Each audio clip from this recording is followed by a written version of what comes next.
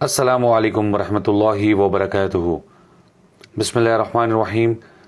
میں آپ کے سامنے بنی اسرائیل کی آیت 23، 24 اور 25 کا اردو ترجمہ پڑھوں گا، آپ غور سے سنیے۔ اور آپ کے رب نے فیصلہ کر دیا کہ تم اس کے سوا کسی کی عبادت نہ کرو اور والدین سے اچھا سلوک کرو۔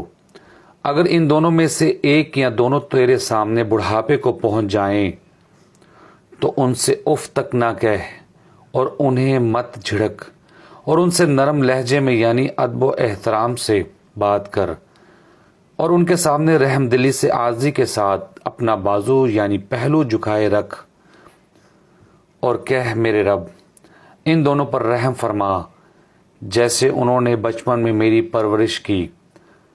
تمہارا رب خوب جانتا ہے جو کچھ تمہارے دلوں میں ہے۔ اگر تم صالح ہوگے تو بلا شبہ وہ